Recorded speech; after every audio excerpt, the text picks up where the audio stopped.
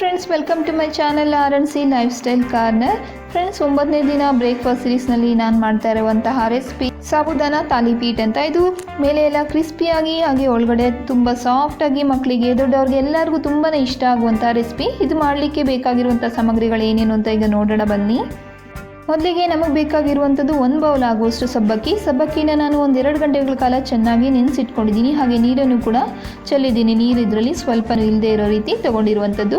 ಹಾಗೆ ಒಂದು 4 ಆಲೂಗಡ್ಡೆನ ನಾನು ಚೆನ್ನಾಗಿ ಬೇಯಿಸ್ಕೊಂಡು ಸಿಪ್ಪೆ ತೆಗೆದು ಇಟ್ಕೊಂಡಿರುವಂಥದ್ದು. ಹಾಗೆ ಒಂದು ಅರ್ಧ ಬೌಲ್ ಆಗುವಷ್ಟು ರವೆ ಮತ್ತು ಒಂದು ಸಣ್ಣ ಈರುಳ್ಳಿ ಕಟ್ ಮಾಡಿ ಇಟ್ಕೊಂಡಿದ್ದೀನಿ. ಹಾಗೆ ಕೊತ್ತಂಬರಿ ಸೊಪ್ಪು, ರುಚಿಗೆ ಬೇಕಾಗಿರುವಷ್ಟು ಉಪ್ಪು, ಕಡಲೆ ಬೀಜ, ಒಂದು 5 ಹಸಿಮೆಣಸಿನ್ಕಾಯಿನ ನಾನು ಸಣ್ಣದಾಗಿ ಕಟ್ ಮಾಡಿ ಇಟ್ಕೊಂಡಿದ್ದೀನಿ. ಈಗ ಹೇಗೆ ಮಾಡೋದು ಅಂತ ನೋಡೋಣ. ಮೊದಲಿಗೆ ನಾನು ಇಲ್ಲಿ ಒಂದು ಪಾತ್ರೆ ತೊಗೊಂಡು ಅದರಲ್ಲಿ ಕಡಲೆ ಬೀಜನ ಹಾಕ್ಕೊಂಡು ಸ್ವಲ್ಪ ಹುರ್ಕೊಳ್ತಾ ಇದ್ದೀನಿ, ಫ್ರೈ ಮಾಡ್ಕೊಳ್ತಾ ಇದ್ದೀನಿ. ಇದು ಚೆನ್ನಾಗಿ ಫ್ರೈ ಮಾಡ್ಕೊಬೇಕಾಗುತ್ತೆ. ನೋಡಿ, ಇಷ್ಟು ಮಾತ್ರಕ್ಕಾದರೆ ಸಾಕು. ಇದು ಪೂರ್ತಿ ತಣ್ಣಗಾಗ್ಲಿಕ್ಕೆ ಬಿಡಬೇಕು ನಾವು. ಪೂರ್ತಿ ತಣ್ಣಗಾದ್ಮೇಲೆ ಇದರ ಒಂದು ಸಿಪ್ಪೆ ಎಲ್ಲ ತೆಗೆದು ಸ್ವಲ್ಪ ಕ್ರಷ್ ಮಾಡಿ ಇಟ್ಕೊಬೇಕಾಗುತ್ತೆ. ಮಿಕ್ಸಿ ಜಾರಿಗೆ, ಒಂದು ಸಣ್ಣ ಜಾರಿಗೆ ಹಾಕ್ಕೊಂಡು ಒಂದು ಸುತ್ತಕೊಂಡ್ರೆ ಇದು ಕ್ರಷ್ ಆಗುತ್ತೆ. ಅಥವಾ ನೀವು ಕೈಯಲ್ಲಿ ಬೇಕಾದರೂ ಕೂಡ ಇದನ್ನು ಕ್ರಷ್ ಮಾಡ್ಕೊಬಹುದು. ಮತ್ತು ನಮಗಿಲ್ಲಿ ತೊಗೊಂಡಿರುವಂಥ ಆಲೂಗಡ್ಡೆ ಏನಿದೆ, ಬೇಯಿಸ್ಕೊಂಡು ಸಿಪ್ಪೆ ಸುಲಿದು ಇಟ್ಕೊಂಡಿರುವಂಥ ಆಲೂಗಡ್ಡೆನ ನಾನಿಲ್ಲಿ ಪೂರ್ತಿಯಾಗಿ ಮ್ಯಾಶ್ ಮಾಡ್ಕೊಳ್ತಾ ಇದ್ದೀನಿ. ಪೂರ್ತಿಯಾಗಿ ಇದು ನುಣ್ಣಗೆ ಆಗಬೇಕು. ಅದುವರೆಗೂ ನಾವು ಇದನ್ನು ಚೆನ್ನಾಗಿ ಮ್ಯಾಶ್ ಮಾಡ್ಕೊಬೇಕಾಗುತ್ತೆ. ಫ್ರೆಂಡ್ಸ್, ನನ್ನದೊಂದು ಸ್ಮಾಲ್ ರಿಕ್ವೆಸ್ಟ್ ಇದೆ. ಅದೇನೆಂದರೆ, ಇದುವರೆಗೂ ಯಾರಾದರೂ ನನ್ನ ಒಂದು ಚಾನಲ್ನ ಸಬ್ಸ್ಕ್ರೈಬ್ ಮಾಡಿಕೊಳ್ಳದೆ ವೀಡಿಯೋಸ್ನ ನೋಡ್ತಿದ್ರೆ, ಅಥವಾ ಯಾರಾದರೂ ಹೊಸದಾಗಿ ನನ್ನ ಚಾನಲ್ನಲ್ಲಿ ವೀಡಿಯೋಸ್ನ ನೋಡ್ತಿದ್ರೆ, ಅವರು ದಯವಿಟ್ಟು ಸಬ್ಸ್ಕ್ರೈಬ್ ಮಾಡ್ಕೊಂಡು ವೀಡಿಯೋಸ್ನ ನೋಡಿ. ಹಾಗೆ ಪಕ್ಕದಲ್ಲಿರೋ ಒಂದು ಬೆಲ್ ಐಕನ್ನ ಪ್ರೆಸ್ ಮಾಡೋದನ್ನ ಖಂಡಿತ ಮರಿಬೇಡಿ. ಹಾಗೆ ನಾನು ಮಾಡ್ತಿರೋ ಒಂದು ರೆಸಿಪೀಸ್ ನಿಮಗೆ ಇಷ್ಟ ಆದರೆ ಪ್ಲೀಸ್ ಲೈಕ್ ಮಾಡಿ. ಹಾಗೆ ನಿಮ್ಮ ಫ್ರೆಂಡ್ಸ್ಗೆಲ್ಲ ಶೇರ್ ಮಾಡಿ. ನೀವು ಕೂಡ ಮನೇಲಿ ಟ್ರೈ ಮಾಡಿ ಹೇಗೆ ಬಂತು ಅಂತ ನನಗೆ ಕಮೆಂಟ್ ಮಾಡಿ ತಿಳಿಸಿ. ನೋಡಿ, ಈಗ ಪೂರ್ತಿಯಾಗಿ ಇದು ಸ್ಮ್ಯಾಶ್ ಮಾಡ್ಕೊಂಡಿರುವಂಥದ್ದು ಆಗಿದೆ. ಇದಕ್ಕೆ ನಾನು ನೆನೆಸಿಟ್ಕೊಂಡಿದ್ದಂತಹ ಒಂದು ಸಬ್ಬಕ್ಕಿನ ಕೂಡ ಹಾಕ್ಕೊಳ್ತಾ ಇದ್ದೀನಿ. ಹಾಗೆ ಒಂದು ಈರುಳ್ಳಿ ಸಣ್ಣದಾಗಿ ಕಟ್ ಮಾಡಿ ಇಟ್ಕೊಂಡಿರುವಂಥದ್ದು ಕೂಡ ಹಾಕ್ಕೊಳ್ತಾ ಇದ್ದೀನಿ. ಮತ್ತು ಒಂದು 5 ಹಸಿಮೆಣಸಿನ್ಕಾಯಿನ ನಾನು ಚಿಕ್ಕದಾಗಿ ಕಟ್ ಮಾಡ್ಕೊಂಡಿದ್ದೀನಿ.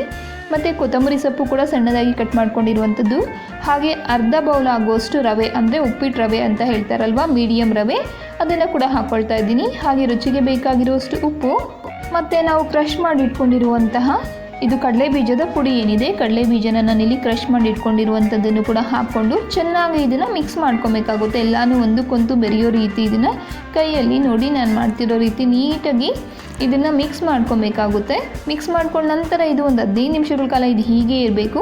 ನಿಮಗೆ ಬೇಕಿದ್ದರೆ ಮಿಕ್ಸ್ ಮಾಡುವಾಗ ಸ್ವಲ್ಪ ಇನ್ನೂ ಜಾಸ್ತಿ ಕ್ರಿಸ್ಪಿಯಾಗಿ ಬೇಕು ಅನ್ನೋ ಹಾಗಿದ್ದರೆ ಇದಕ್ಕೆ ಅಕ್ಕಿ ಹಿಟ್ಟು ಒಂದು ಅರ್ಧ ಬೌಲ್ ಆಗುವಷ್ಟು ಹಾಕ್ಕೊಂಡು ಮಿಕ್ಸ್ ಮಾಡಿಕೊಂಡ್ರೆ ಇನ್ನೂ ಸ್ವಲ್ಪ ಕ್ರಿಸ್ಪಿಯಾಗಿ ತುಂಬಾ ಚೆನ್ನಾಗಿ ಬರುತ್ತೆ. ಅಥವಾ ರೊಟ್ಟಿ ಹಿಟ್ಟು ತುಂಬ ಸಾಫ್ಟ್ ಆಗಿದೆ ಅಂದರೆ ಅಕ್ಕಿ ಹಿಟ್ಟನ್ನು ಕೂಡ ಹಾಕಿ ಮಿಕ್ಸ್ ಮಾಡಿಕೊಂಡ್ರೆ ಇದು ಸರಿ ಹೋಗುತ್ತೆ.